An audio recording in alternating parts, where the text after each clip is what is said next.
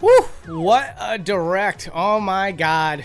Lots of big surprises. Obviously, if you saw the predictions video, I was pretty far off with a lot of things. I think the only thing I really got was Prime 4 and also I think a new Capcom game that wasn't previously announced, but I think I guessed like Street Fighter and all that stuff. So that's up to you if that even counts.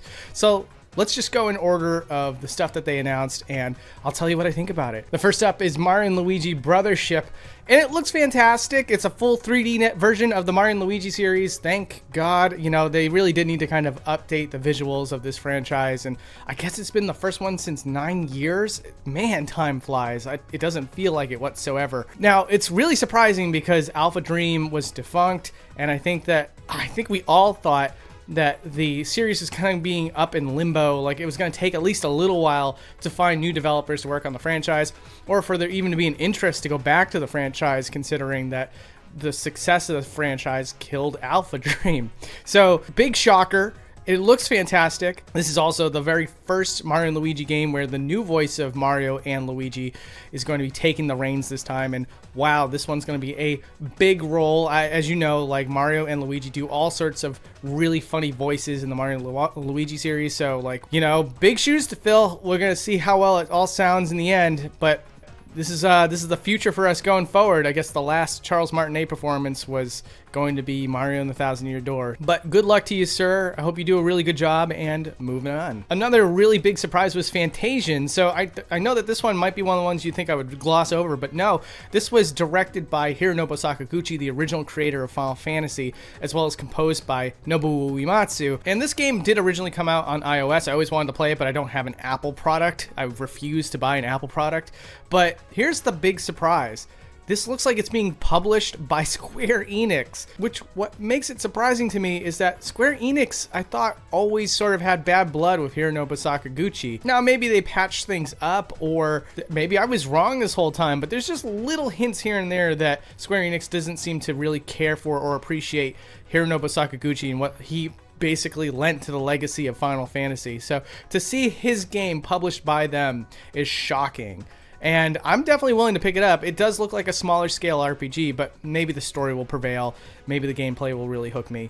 And of course, I know the music will be just fine, so I'm going to give it a shot. Next up is Donkey Kong Country Returns HD. First of all, I love that Nintendo sort of aligns with my idea of what an HD game is, a remaster, and a remake, because it seems that if they ever use those terminologies, they do a pretty good job of matching up with basically what I have my idea of. Yeah, it's an amazing game. I think that Donkey Kong Country Returns is one of the best 2D platforming games of all time. Tropical Freeze is also really high up there. I don't think I can choose a favorite between the two, but they're both really, really good. So if you haven't played it, you really should. I noticed that they didn't say that there was going to be online co-op. It did say that like they specified local co-op, so it's a little bit of a miss there. But one of the things I was, I guess, completely out of the loop about was that there was exclusive 3DS stages that were only in the handheld version. And now we're going to have it for this HD port, which is really freaking cool. I'm excited for it. I'll pick it up again. I need to find someone to play it with. That's the only thing, because it's more fun with a buddy, for sure. So next up is Dragon Quest III HD 2D Remake. Do not skip on this one. First of all, the original Dragon Quest III is basically lauded as one of the best in the series for a reason. They got a lot of cool gameplay elements, a lot of cool story elements that all kind of come together as an essential Dragon Quest experience. I would say that this remake, this HD 2D remake, is probably going to be the best entry point for a lot of players. It's a much more accessible game than I thought Dragon Quest XI. A lot of people say like, oh, that's the best one. I bet you story-wise it is, but I found it to be a little bit on the difficult side.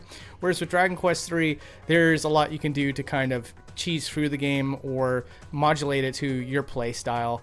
And I think that HD 2D remake that kind of does quality of life improvements, visual improvements, maybe story enhancements, and clearly visual enhancements, you're gonna want to play this one if you're an RPG fan. Trust me. Now that's coming out in November 2024, but the big reveal was a little thing that was accidentally dropped years and years ago got announced as well. There was no footage, but Dragon Quest 1 and 2 HD 2D remake is also announced, which, yeah, I freaking love Dragon Quest 2. That one always is like the black sheep for people that don't like difficulty, but I love the pacing, the characters, and the scenarios of Dragon Quest II. I actually prefer it over 3, but that's, again, an untraditional take. But with an HD 2D remake that can kind of tool around with some things and make some things a little bit better here and there, I think that finally 2 will have its time to shine. And of course, Dragon Quest 1, great time.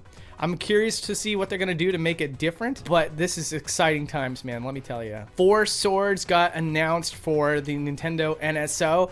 Super excited for that. I'm going to be bugging the crap out of John Cartwright to play that game with me online, so expect some crossovers here, because I would love to play a little bit of it and show off some of the gameplay or just some of the fun that could be had with the NSO. So that's a big get. You know, I think a lot of people did not get to play Four Swords on the Game Boy Advance back in the day because it was a lot. You had to have original cartridges for each player as well as the Kinect cable. So it was a little bit tough to actually find other players. It wasn't as simple as just having the game popped in a system and just have controllers ready to play with your friends. There was a lot of stuff involved. So now that it's accessible to a lot more people, it's going to be a good time. Next up, I was right, actually. There was a Capcom fighting game announced at this Direct. So, score another point for my predictions, I guess. But, yeah, it was the Marvel vs. Capcom Fighting Collection. Super cool. But moving on from that, we got Mario Party. Mario Party Jamboree is going to have new boards, old boards, and it looks like, based off of the footage, there's going to be some interesting characters to play as, like Spike and also the Ninja, I think is what it's called. So, I always love the more obscure Mario characters getting into the Mario Party roster.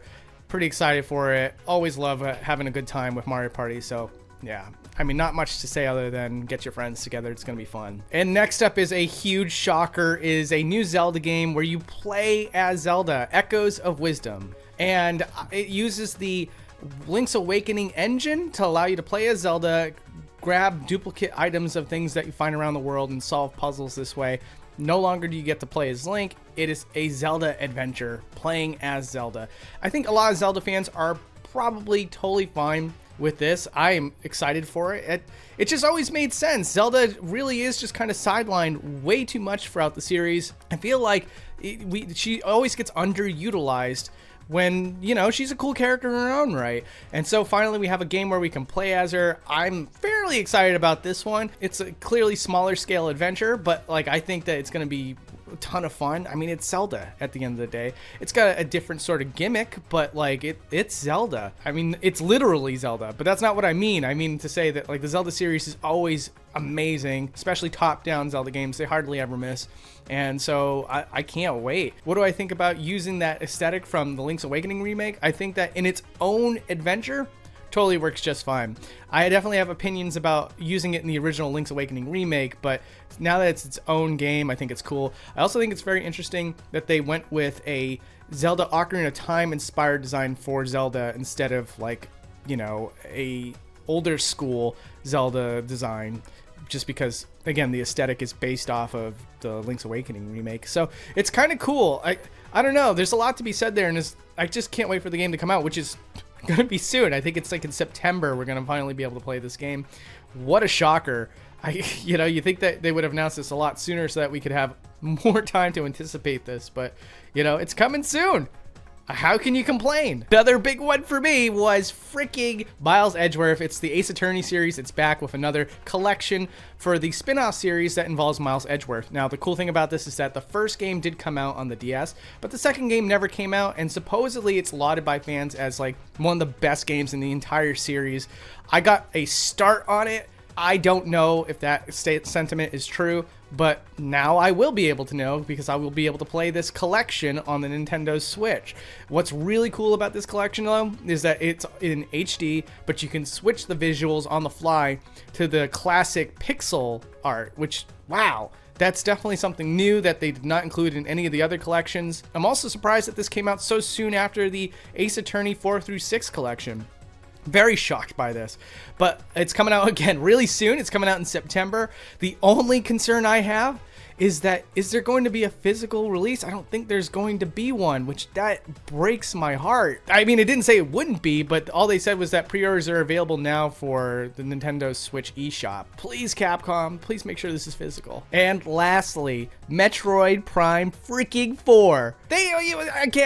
I'm so happy. I'm so happy that we get to at least see this game in action. It looks fantastic. It also seems to remember the little plot threads that were left behind by the other games like Federation Force and Prime 3, I believe, where Sylux is back and he has the Metroids under control. It looks like they're obeying his commands. So there's something going on here.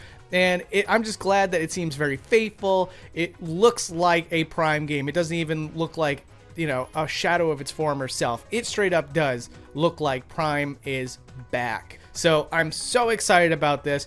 I don't know if it's actually going to be a Switch title or if it's going to be a Switch and Switch 2 title, like how it's been with, you know, Breath of the Wild and Twilight Princess. It might be both at this point because it's going to be releasing in 2025 and it doesn't specify that it's going to be early 2025. So by then the Switch 2 might be out and there might be 2 versions available. That's my prediction for this game. I don't know what else to say. I mean, 7 years, guys. It took 7 years after its initial announcement to finally see some footage of this title. It feels good. It feels really, really good. This was an amazing direct. I had a great time with it. The third-party support was phenomenal. I was so right. You know, more Square Enix titles, more Capcom titles, no Konami titles. I was wrong about that. I also said that there was going to be a Fire Emblem title. I was wrong about that. But there was a lot of surprises that I just could never see coming, like an Ace Attorney collection after so little time, as well as a new Mario and Luigi game after Alpha Dream has been defunct fairly recently, and you would think that a developer would not be eager to get on board that quickly. So, you know, big shocker there. And I mean, like, yeah, a Grezzo game, I guess, is something you could have anticipated based off of how long it's been since the last one. But I could have never told you it was going to be an original title featuring Zelda. That was a plot twist. So this was really cool. Again, there's a lot of awesome games to look forward to. Nintendo Switch continues to kill it. I'm so excited. I hope you're all excited too. And thank you for letting me share this information with you and share my excitement with you. All right, well, anyways, if you're new here, please subscribe. If not, hey, thanks for watching this video with me. Take care.